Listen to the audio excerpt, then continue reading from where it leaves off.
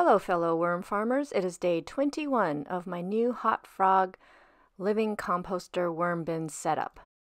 I wanted to give you a little update on the worm cocoons that came with the original shipment of Uncle Jim's red wiggler worms.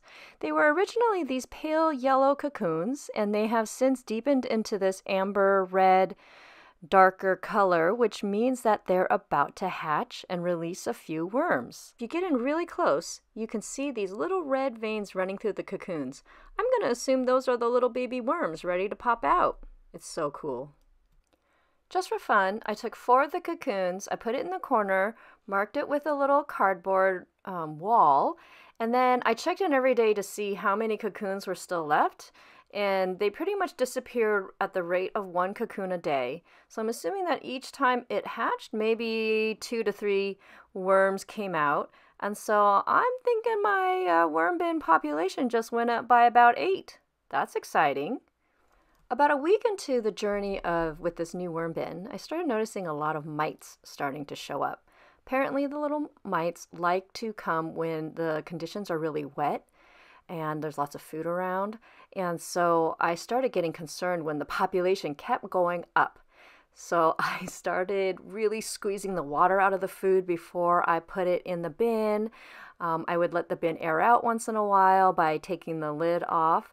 I really didn't want the mites to take over by making the worm bin too hospitable to it. So as you can see with these close-ups, the mites are just a few here and there now, so I've gotten them down, but they were really starting to multiply and I didn't want a whole infestation.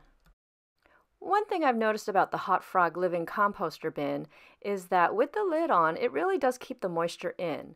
And supposedly there is ventilation built into the hot box, so that the Hot Frog box, so that the healthy oxygen-loving bacteria can still exist in the bin and break down the food, and nothing smells rancid or rotting in a bad way. So I do believe that there is enough oxygen going around.